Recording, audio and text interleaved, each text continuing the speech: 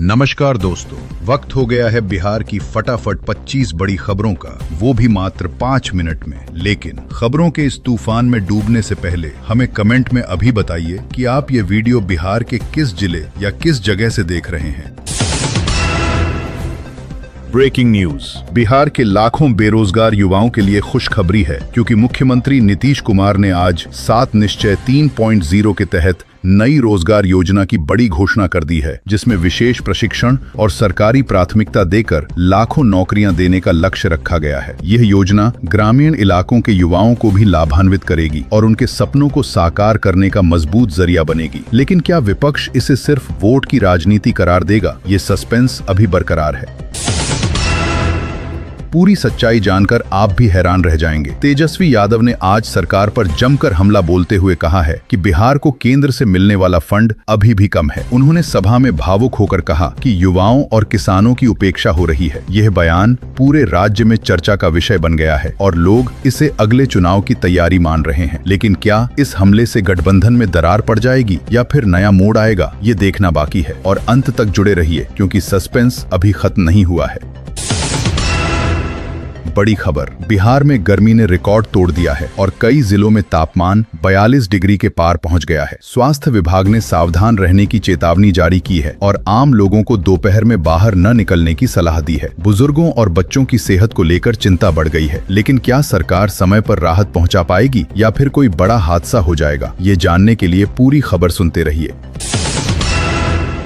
शिक्षा विभाग में चल रही भ्रष्टाचार की जांच में बड़ा खुलासा हुआ है, जिसमें कई अधिकारी शामिल पाए गए हैं। लाखों रुपए के गबन का मामला सामने आया है, जो छात्रों के भविष्य से खेल रहा था। पुलिस ने कई गिरफ्तारियां की हैं और जांच तेज कर दी है। लेकिन असली मास्टरमाइंड कौन है और कितने बड़े लोग इसमें फंसे हैं, ये सच्चाई अभी सामने आनी बाकी है। सावधान, ये घोटाला आपके आसपास भी हो सकता है।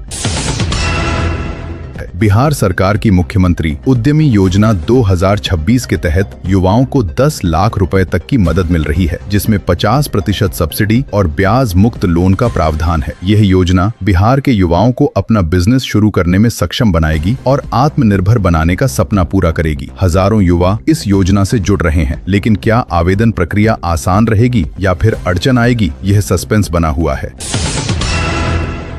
किसानों के लिए खुशखबरी, बिहार सरकार ने नई सिंचाई परियोजना का उद्घाटन कर दिया है, जो सूखे वाले इलाकों को बचाएगी। लाखों एकड़ जमीन पर पानी पहुंचने से फसल उत्पादन बढ़ेगा और किसान परिवारों की आय दोगुनी हो सकेगी। 7 निश्चय के तहत यह योजना किसानों को जीवनदायिनी साबित होगी। लेकिन क्या इस परियोजना का पूरा फायदा समय पर मिल पाएगा या फिर कोई अड़चन आएगी? यह देखना दिलचस्प होगा। पटना हाईवे पर आज एक भयानक एक्सीडेंट हो गया, जिसमें 10 लोगों की जान चली गई और कई घायल हैं। बस और ट्रक की टक्कर इतनी जोरदार थी कि सड़क पर मंजर देखकर दिल दहल गया। पुलिस ने तुरंत बचाव कार्य शुरू किया है। लेकिन क्या इस हादसे के पीछे लापरवाही थी या कोई और राज है? यह जांच से ही पता चलेगा। सावधान, ड्राइविंग करते समय सतर्क रहिए।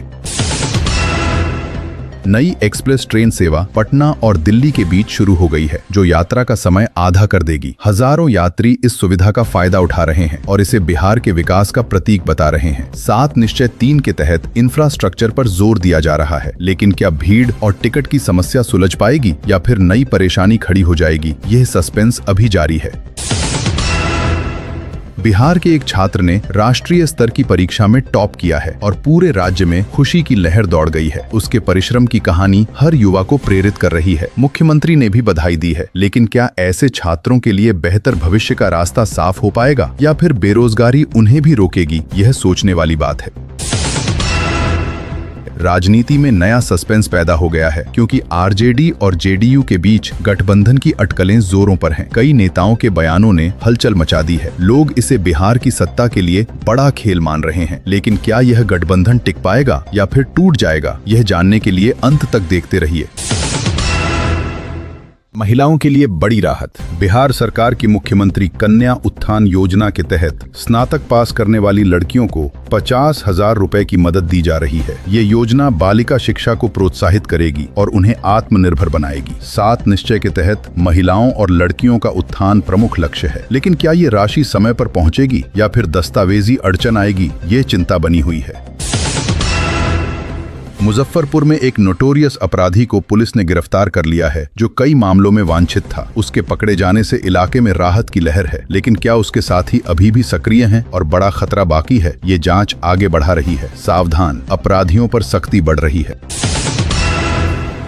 बिहार में नया इंडस्ट्रियल पार्क बनने जा रहा है, जिससे 50,000 नौकरियां पैदा होंगी। उद्यमी योजना के साथ ये पार्क युवाओं को बिजनेस शुरू करने का मौका देगा। निवेशक पहुंच रहे हैं और उत्साह दिख रहा है, लेकिन क्या स्थानीय लोगों को प्राथमिकता मिलेगी या बाहर के लोग हावी हो जाएंगे, ये देखना बाकी है।